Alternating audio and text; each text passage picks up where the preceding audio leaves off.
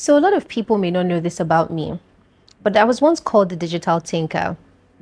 This year makes it 10 years I've been in the creative space. And when I first started, I set up a page called the Digital Tinker, and I would share with people how to do creative things that they found on social media. And I would share tools, tips, resources on how people could be better in their roles. After that, I think I went into a bit of a consultancy phase. And then the next stage, of course, was execution. People would then ask me to either do some work as a creative or actually do the work. And that was where I founded my first creative agency. So today I have been asked a very simple question, which is, how would I build a creative agency in 2026 if I had to start over? So ladies and gentlemen, get ready because class is in session. I built a creative agency once. It had 15 people in our first year. I think we also had about 11 clients in our first year. And within 3 years, I shut it down.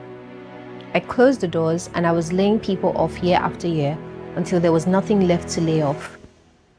It was called Tutu Adetunmbi Creative House, Teach. I don't know how I found Teach, but it's called Teach. And I thought it would soar. Instead, it crashed. And it wasn't the market. It wasn't my talent. It was me. So if I had to do it all over again in 2026, knowing what I know now, having bled the way I've bled, here's exactly how I would build a creative agency from scratch. And I'm going to be honest with you, because the honest version is the only version that's useful. So, first thing I would do, before logo, before the name, before Instagram page, is get obsessively clear on the problem I am solving. This is where I went wrong the first time. I started a business because I was talented. That's it. I was good at digital, I was good at strategy, I was good at content. And then so I thought, let me just package all of that and sell it. But the truth of the matter is, I had no clarity on the actual problem I was solving for people. And here's what happens when you don't know the problem you solve. Every client becomes your client. Every project becomes your project. You start saying yes to everything because you have no filter. And then you burn out, not because the work is too much. It's because the work doesn't have direction. Too many creatives are copy-pasting business models. They start agencies and consultancies because they saw someone else doing it. There's no unique pain to alleviate. There's no distinct problem to solve. There's no original thought to bring. So step one, if I'm starting over in 2026, I'm going to sit down and ask myself 3 questions. 1, what gap does my creative output close? 2, who suffers if I don't build this? And 3, what makes my angle different from the 500 other people calling themselves a creative agency? If you cannot answer those 3 questions clearly, you're not ready to launch. What you are ready to do is to think. Step 2, I'm removing my name from the business immediately. My first company was called Tutu Adetunmbi Creative House. My name was the brand, my face was the brand, my energy was the brand. And you know what that meant.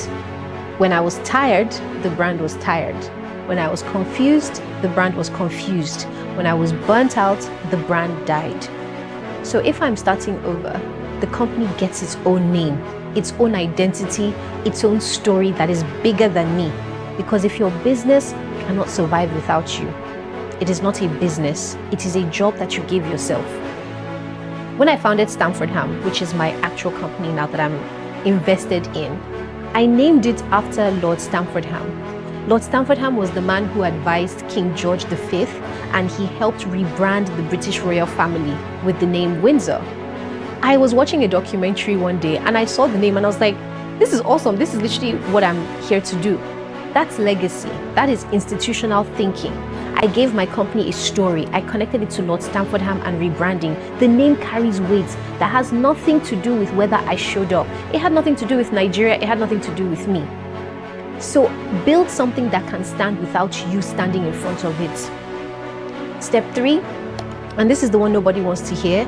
I am setting up the boring stuff before I take a single client. Boring stuff meaning I am registering the company properly. I am opening a business account that is separate from my personal account. I am getting an accountant, not my cousin, an actual chartered accountant. I am writing all my standard operating procedures. I will sit down and ask myself, if I was the one handling every single client, how would I take it from step one to the end? That's my SOP. I will build a basic HR framework, even if it's just me and another person. The first time around, I had none of this. I was managing money emotionally. I was mixing personal and business finances. I had no structure. I had no SOPs. I had no systems. And then I wondered why serious clients didn't take me seriously. And also, I was wondering why I couldn't get funding. Because here's the truth. Nobody, not BlackRock, not local venture capital, not even a serious corporate client, is going to deploy money into a chaotic company. They are not looking for your genius, they are looking for your governance. So in 2026, if I was going to start all over again, I would spend money on, even if it's an entry-level lawyer, an entry-level accountant, and maybe a business strategist. That one, maybe I can ask a friend before I spend money on anything. Step 4, I am writing what I call a blueprint document, and I am writing it before I pitch anyone. This document will contain my vision, my story, which is, for example, the story I have created with Stamford Ham, my strategic initiatives, how I want to work with policy, my business model, my scalable services, my personal lessons and mistakes, everything that I have used to become this company. Because why? A compelling vision is not a PR statement. It is a beacon of your life's work. If you cannot articulate it on paper, you definitely cannot articulate it in a boardroom. And if you cannot articulate it in a boardroom, you have no business asking anyone to invest in you. So your vision should be aspirational. It should be clear, it should be bold, and rooted in your deepest convictions.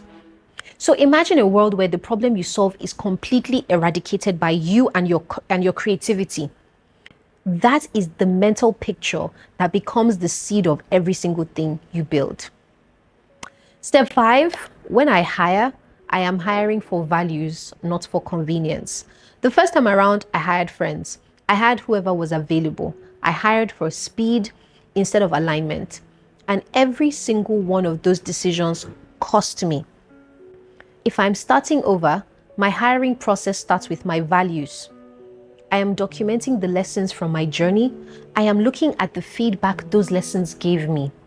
I am then extracting my real values, not the ones that sound good on websites, integrity, trustworthiness. No. I am actually going to write the values I live by, and then I am designing my company culture and my hiring around those values. Because culture eats strategy for breakfast, but culture must be consciously built. You cannot just hope your team vibes well together. You actually have to engineer it. Step 6, I'm staying lean. The first time I scaled to 15 people in year 1. 15! And I didn't have the stable revenue or the trackability systems to support that. So every year I would have layoffs. The future is not about how many people are on your team. It's about the clarity, the direction, and the value that you bring. The industry is now moving towards excellent individuals. The strategists, the thinkers, the designers, the ones who are offering unbundled high-value solutions.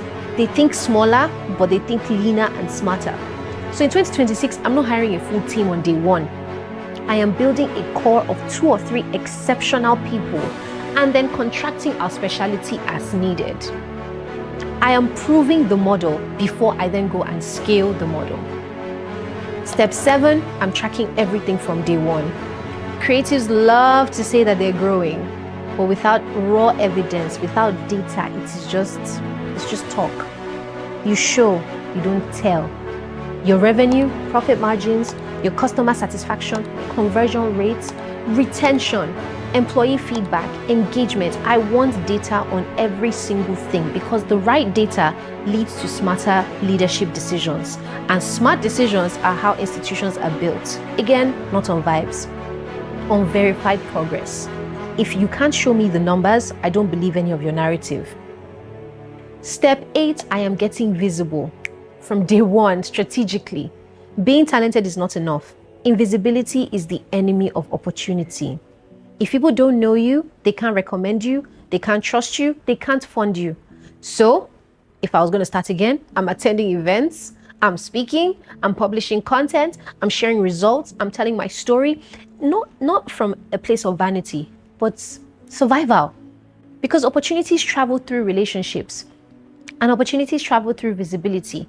And the people who have the money, the partnerships, the doors, they give them to who they know, to who they like, to who they trust. If they don't know you exist, your genius will go unnoticed, no matter how awesome you are. Step 9, I am reframing how I talk about what I do. Nobody buys copywriting. They buy clarity. Nobody buys strategy. They're buying confidence. Nobody buys a campaign. They buy conviction.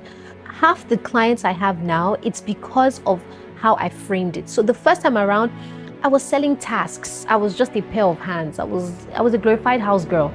I'm not a task performer. I am a transformation agent. I am not selling what I do. I am selling what I unlock. That shift alone changes who walks through your door. And then step 10, I'm starting small and I'm stacking my wins. I'm not chasing $1 billion client on day one. I'm closing my first 5 projects. I'll show real outcomes. I will then use those to build case studies. I will put it on my website. I will collect victory videos. I will make sure that I first build my credibility, because each win is not money. It is that momentum. Victories compound. You just have to start. So that's my playbook. 10 things, none of them are sexy. None of them involve a launch party or a press release or going viral. And that's the point. The first time I built an agency, I was obsessed with my front end, the logo, the aesthetics, the hype, and the back end was rotting, was stinking. This time, if I had to do it again in 2026, I will build from the back end forward.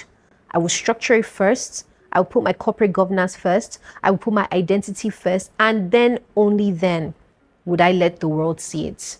Because like I always say, the differentiator is not creativity. Everyone is creative. The differentiator is order. The differentiator is structure.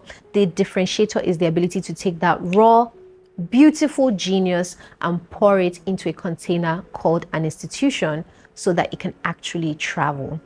So if you're watching this and you're thinking about starting a creative agency, my advice is that you don't just start, you build. You build the thing that lasts. You build the thing that your grandchildren can stand on. And if you have already started and it's messy, good, perfect. That means you're in the middle of the lesson. So you don't quit. What you just do is you restructure. Pain is a tutor that pride can never ignore. And I learned and I shifted, and I think you will too. As always, I hope you learned something here.